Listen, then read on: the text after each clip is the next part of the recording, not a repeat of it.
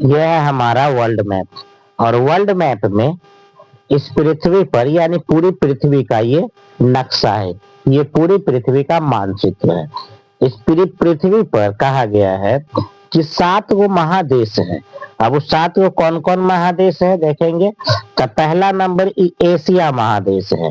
कौन सा महादेश? ई वाला क्षेत्र जो देख रहे हैं यहाँ लिखा है एशिया, तो ई वाला क्षेत्र है, इसको हम एशिया महादेश कहेंगे।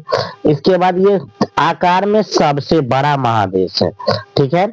इसके बाद दूसरा कहेंगे तो ये वाला क्या है, ये अफ्रीका महादेश है। ये क्या है? अफ्रीका महादेश। ये आकार में दूसरे नंबर पर आते हैं। इसके बाद ये क्या है? अमेरिका, इसको हम उत्तर अमेरिका कहेंगे। ये क्या है? तो ये उत्तर अमेरिका महादेश है। ये क्या है? तो ये इसको हम अफ्रीका महादेश कहेंगे। ये क्या हो जाएगा? ऐसे करके लेंगे तो ये वाला क्षेत्र जो आता है, ये वाला क्षेत्र, ये पूरा हो जाता है एशिया महादेश के अंतर्गत। ये कौन रहेगा? एशिया महादेश। ये हो जाएगा दक्षिण अफ्रीका महादेश। इसके बाद यहाँ पर जो क्षेत्र पड़ता है, ये वाला क्षेत्र यहाँ का, ये क्या है? अंटार्कटिका महादेश। और ये वाला क्षेत्र जो पड़ता है इसे यूरोप महादेश कहते हैं। और ये वाला जो क्षेत्र है इसको कहा गया है ओशनिया महादेश। तो ओशनिया कितने हैं? तो इसको हम नंबर करेंगे 1, इसको नंबर करेंगे 2, इसको नंबर करेंगे 3, इसको नंबर करेंगे 4, ये वाला नंबर 5 रहेगा, ये वाला नंबर 6 रहेगा और ये नंबर 7 रहेगा। तो इस तरह से 7 महाद्वीप का समूह हमारा यानी पृथ्वी है। पृथ्वी पर कितने महाद्वीप है? तो 7 महाद्वीप है। अब कहेंगे महाद्वीप। देखिए का महाद्वीप क्या होता है, यानी चारों ओर से पानी से घिरा हुआ बड़ा क्षेत्र को हम महाद्वीप कहते हैं। और चारों ओर से छोटा क्षेत्र जो पानी से घिरा होता है उसे द्वीप कहते हैं। तो जैसे ये क्या है? तो ये श्रीलंका। श्रीलंका क्या है? एक द्वीप है, ठीक है। भारत से सटे हुए मालदीव, देखिए मालदीव यहाँ पे है, ये मालदीव है। तो मालदीव क्या है? एक छोटा क्षेत्र है। जब छोटा एरिया चारों तरफ से पानी से घिरता है तो उसे द्वीप कहते हैं, और बड़ा एरिया पानी से चारों तरफ से घिरता है तो उसे मालदीव कहते हैं, यानी महाद्वीप कहते हैं, ठीक है। तो टोटल कितने महाद्वीप है? तो टोटल महाद्वीपों की संख्या जो देख रहे हैं, टोटल महाद्वीप 7 महाद्वीप है। नंबर 1 पर कौन होगा? एशिया महाद्वीप। नंबर 2 पर हो जाएगा अफ्रीका महाद्वीप, ये लिखा है। नंबर 3 पर हो जाएगा उत्तर अमेरिका महाद्वीप। नंबर 4 पर हो जाएगा दक्षिण अमेरिका महाद्वीप। नंबर 5 पर अंटार्कटिका, यहाँ जो इस पर ढका हुआ। इसके बाद कहेंगे यूरोप महाद्वीप है, ये वाला क्या है? यूरोप महाद्वीप। ये नंबर 6 पर है। नंबर 7 पे ओशनिया महाद्वीप, लेकिन इसमें सबसे बड़ा कंट्री ऑस्ट्रेलिया है, इसलिए ऑस्ट्रेलिया को ही ओशनिया नाम से जाना जाता है। तो टोटल महाद्वीपों की संख्या कितनी होती है? टोटल महाद्वीपों की संख्या 7 गो महाद्वीप है। अब हम देखते हैं हमारा देश जो भारत है, भारत कुछ इस कदर यहाँ पे दिख रहा है, ये हमारा भारत है। और भारत के पड़ोसी देखेंगे तो भारत में पड़ोसी कौन महाद्वीप में है? एशिया में। पड़ोसी इधर देखेंगे तो ये चीन है। ये वाला पीला वाला क्षेत्र जो देख रहे हैं, ये पीला वाला क्षेत्र ऐसे करके आयल है। ये सारे क्षेत्र किसका है? तो ये फादर ऑफ कोरोना कहिए इसको, न तो चीन कहिएगा इसको, ठीक है। तो ये चीन वाला क्षेत्र जो है, ये क्या है? ये है चीन। और ये भारत से लगभग आकार में 2.5 गुना बड़ा है। भारत के आकार में लगभग 2.5 गुना बड़ा है, ठीक है। इसके बाद कहते हैं ये बगल में क्या है? हमारा पड़ोसी मुल्क। तो एगो मुल्क छोटा सा बना जो भारत के से टूट कर बना हुआ है, उस द्वीप का नाम है क्या? यानी उस देश का नाम है पाकिस्तान, जो 1947 के बाद भारत से कटा था, ठीक है। इसके बाद एगो पड़ोसी के रूप में है अफगानिस्तान, जो कि वर्तमान में अफगानिस्तान की सीमा भारत की सीमा से नहीं मिलती है। पहले मिलती थी लेकिन अभी नहीं मिल रही है।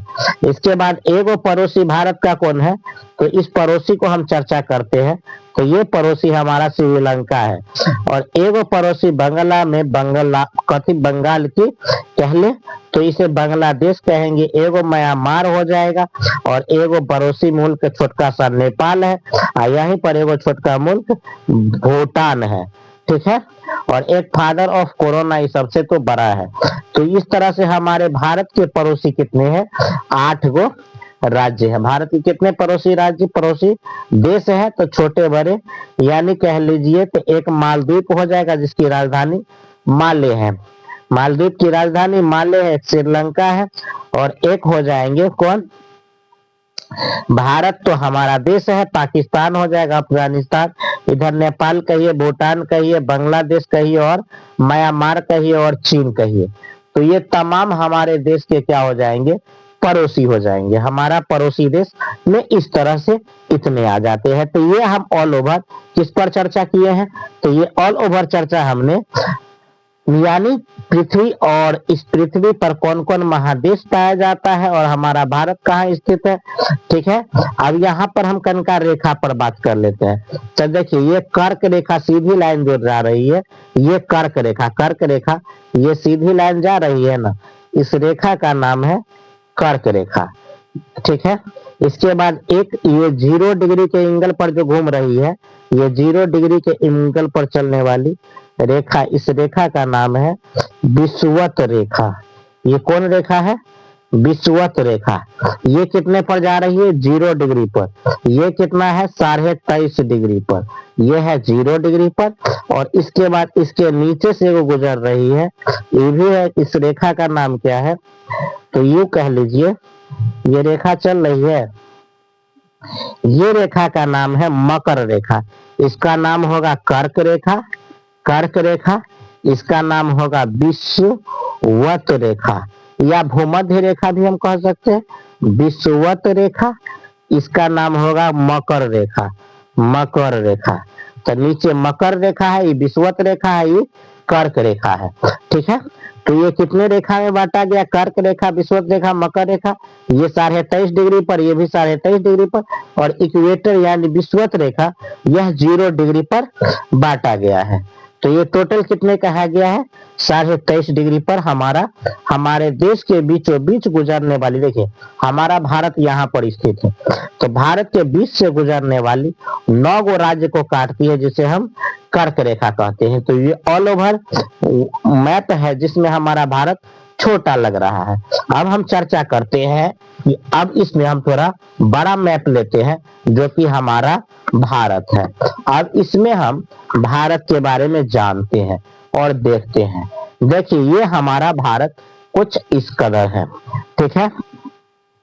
अब इसमें भारत को हम देखते हैं, भारत को पहले हम अंडरलाइन करते हैं कि हमारा भारत आकार में कैसा है, ठीक है। तो ये हमारा भारत का मानचित्र रहा, ठीक है। ये मानचित्र कुछ इस कदर हमारा भारत का है, ठीक है। ये हमारा भारत है, यहाँ पर पड़ोसी नेपाल को छू रहा है, नेपाल के बाद ये कोना सिक्किम का हो जाएगा, और सिक्किम के बाद ये देखिए भूटान है, यहाँ पे क्या है, भूटान है। भूटान के बाद ये अरुणाचल प्रदेश से होते हुए चाइना इस बॉर्डर को छूती है, और यहाँ से इस सारे बॉर्डर चाइना छूती है। इसके बाद म्यांमार के सीमा रेखा में हम प्रवेश करते हैं। नागालैंड कहिए, मणिपुर कहिए, त्रिपुरा कहिए, मिजोरम, ये सारे के सारे हैं, ये है। तो ये अब किसको छू रहा है, ये बांग्लादेश को। बांग्लादेश में 3 तरफ से बांग्लादेश ने त्रिपुरा को घेर रखा है, और ये क्या हो जाएगा, बांग्लादेश मेघालय को छूता है। और इसके बाद देखिए थोड़ा सा क्षेत्र में असम छूता है, फिर कुछ क्षेत्र में पश्चिम बंगाल छूता है, पश्चिम बंगाल छू रहा है। इसके बाद कहेंगे बंगाल, पश्चिम बंगाल है, ये हमारा पश्चिम बंगाल। इसके बाद ये रेखा जो होता है ओडिशा, इसको हम कहेंगे, ये ओडिशा है। ओडिशा के बाद कहेंगे आंध्र प्रदेश है, आंध्र प्रदेश के बाद यहाँ कहेंगे तमिलनाडु ये पड़ता है, और ये तमिलनाडु के बाद कहेंगे इधर केरल प्रवेश करती है।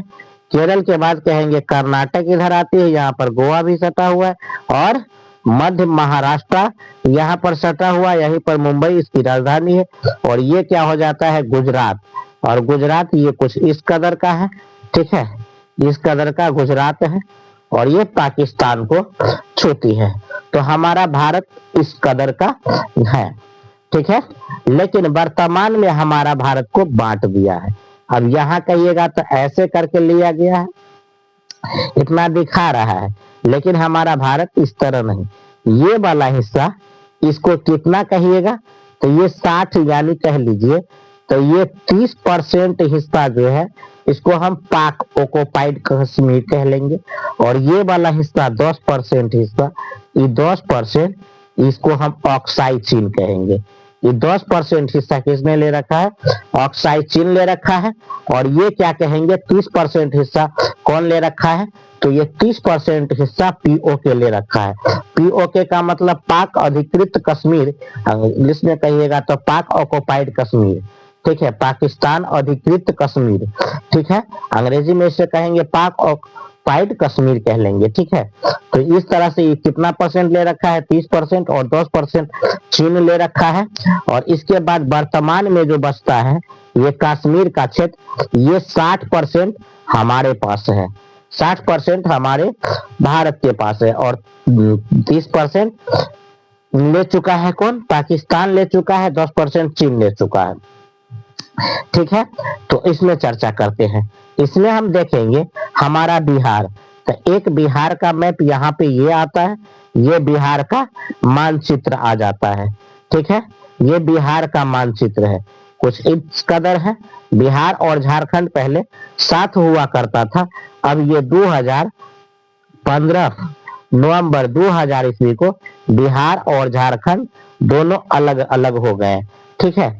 ये कुछ इस कदर है झारखंड, ठीक है, इस कदर है झारखंड। देखिए ये इस कदर है, 15 नवंबर 2000 को झारखंड बिहार से अलग हुआ। बिहार ई और ई दोनों को मिलाएंगे तो बिहार इतना बड़ा था, लेकिन यह 15 नवंबर 2000 ईस्वी को झारखंड एक अलग राज्य बना और ये बिहार से कट चुका था। बंगाल से बिहार कब हुआ, तो 22 मार्च 1912 को बंगाल से बिहार अलग हुआ था। और 15 नवंबर 2000 ईस्वी को बिहार से झारखंड अलग हुआ था, ठीक है। अब कहेंगे पहले बिहार और बड़ा था, ये वाला उड़ीसा जो देख रहे हैं, ये उड़ीसा का क्षेत्र जो है ऐसे करके, ये उड़ीसा भी बिहार का हिस्सा हुआ करता था। देखिए 1 2 3 ये तीनों बिहार था, ठीक है। लेकिन उड़ीसा कब बिहार से अलग हुआ, तो उड़ीसा जो अलग हुआ यह 1935 में अलग हुआ, 36 में कहिए, और 1936 में। इसके बाद कहेंगे 36 के बाद फिर कौन अलग हुआ, झारखंड अलग हुआ 15 नवंबर को। ये 15 नवंबर को 2000 ईस्वी में ये हमारा झारखंड बिहार से अलग हो गया, ठीक है, ये बिहार है। अब कह लेते हैं तो ये बिहार हो गया। अब बिहार का मैप में देखेंगे तो हमें आज क्या पढ़ना है, बिहार के बारे में कवर करना है, बिहार क्या है, ठीक है। तो उसके लिए हम बिहार के लिए एक अलग से मानचित्र लेंगे। ये हमारा बिहार का मानचित्र है, ये क्या है, हमारा बिहार का मानचित्र। और आज हम इस बिहार के मानचित्र को पढ़ेंगे और देखेंगे, ठीक है। चलिए हम तो आइए हम तो इस पर चर्चा करते हैं। ये हमारा बिहार का मानचित्र है, ठीक है। और ये हमारे बिहार के मानचित्र में क्या बताया गया है, देखते हैं। पहले इसको हम अंडरलाइन सीमा रेखा यानी बॉर्डर को अंडरलाइन करते हैं। तो हमारा ये बॉर्डर है जो उत्तर प्रदेश से ये सट रहा है। और ये जिला कौन सा है, चंपारण है। क्षेत्रफल में बिहार का सबसे बड़ा जिला चंपारण है, ठीक है, सबसे बड़ा जिला। और इसका नाम है ये पश्चिमी चंपारण, ठीक है। इसके बाद ये चंपारण के बाद ये है पूर्वी चंपारण, जो कि यहाँ तक है। पूर्वी चंपारण के बाद ये पड़ता है सीतामढ़ी जिला, सीतामढ़ी जिला और चंपारण जिला, पश्चिमी चंपारण जिला, ये सब नेपाल के सटे हुए हैं। ये इंटरनेशनल सीमा नेपाल से बनती है। इसके बाद आ जाते हैं सीतामढ़ी के बाद ये मधुबनी जिला है। मधुबनी जिला के बाद यहाँ पे मधुबनी जिला के बाद आ जाता है ये जिला जो देख रहे हैं, ये हमारा सुपौल जिला है। सुपौल के बाद इधर आ जाते हैं तो ये जिला कौन है, अररिया है। ठीक है, अररिया जिला पड़ता है। और अररिया के बाद इधर कहेंगे तो ये हमारा जिला कौन है, किशनगंज है। ये किशनगंज जिला है। ठीक है, किशनगंज जिला है।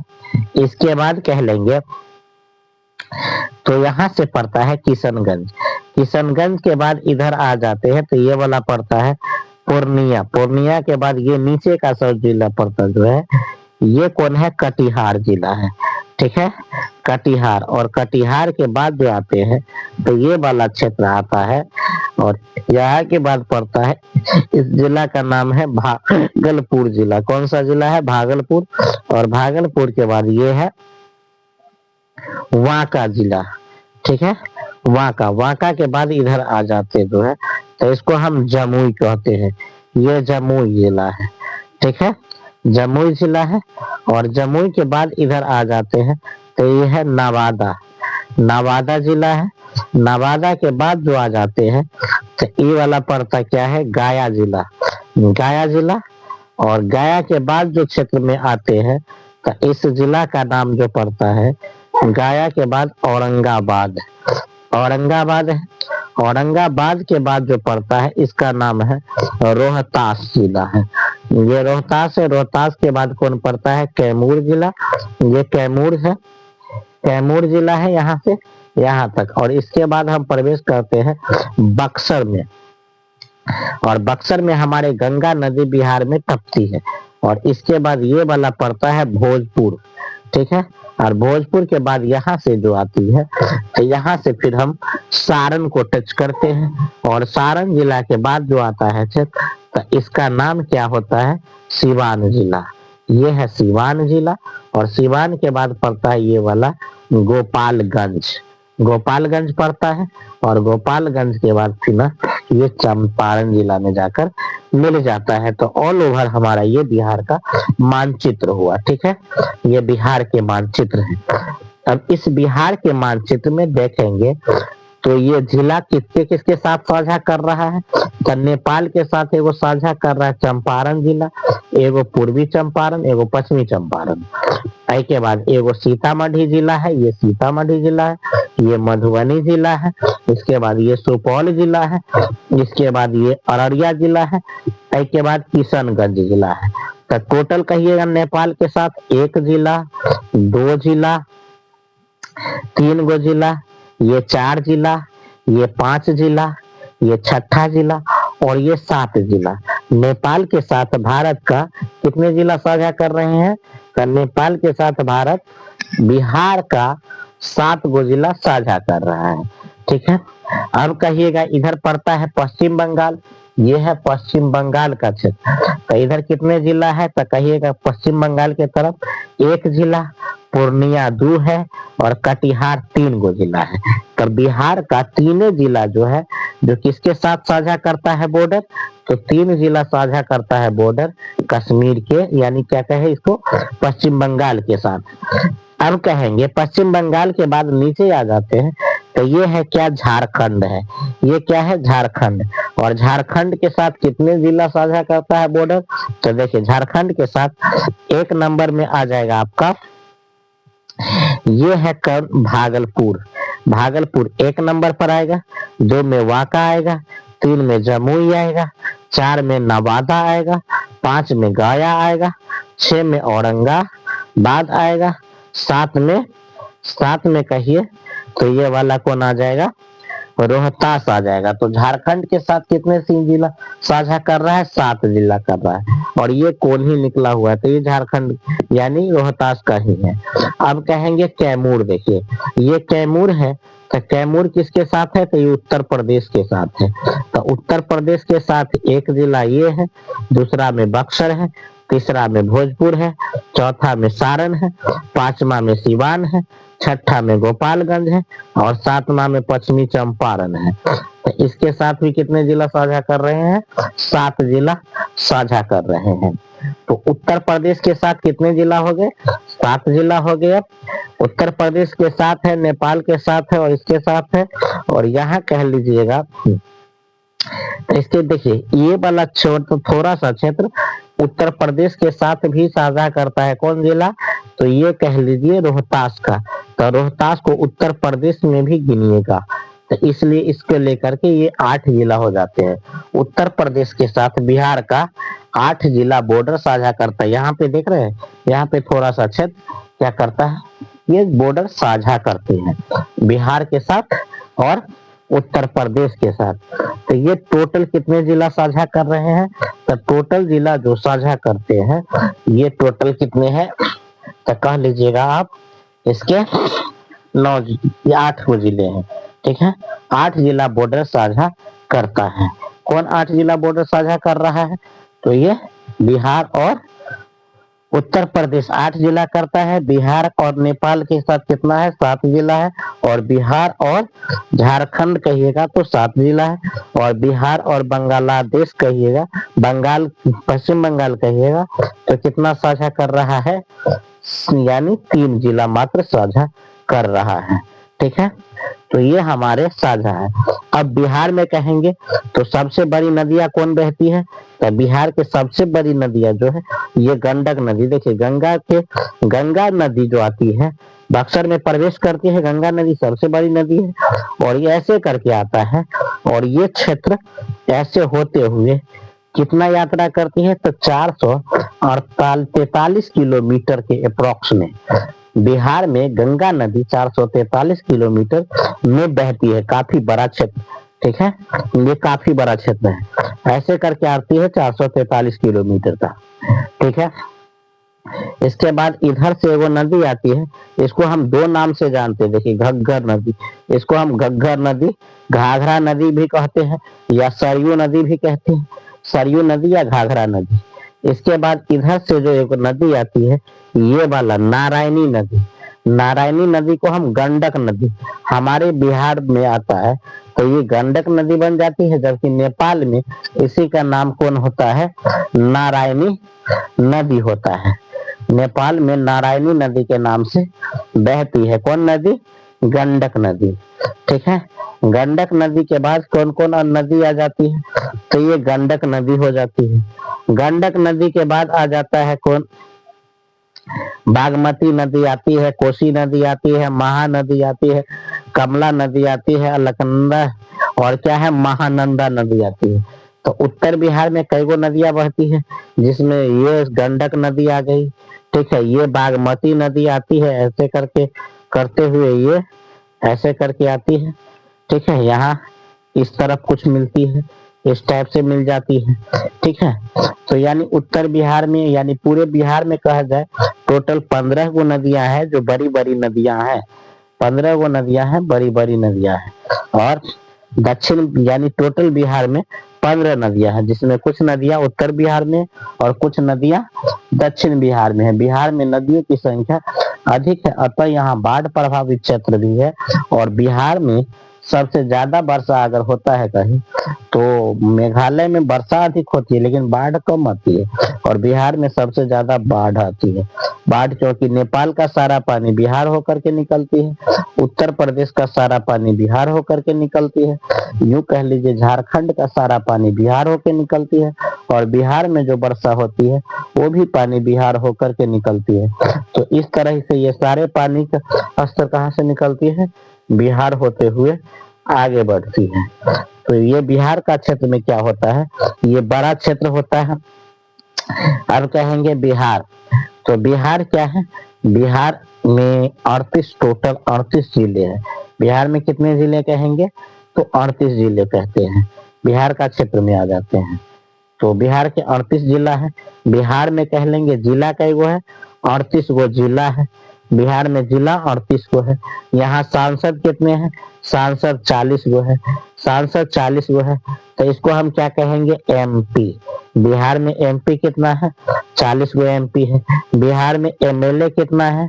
एमएलए, एमएलए तो यूं कहिएगा, एमएलए कहिएगा। तो बिहार में एमएलए, एमएलए कितने हैं?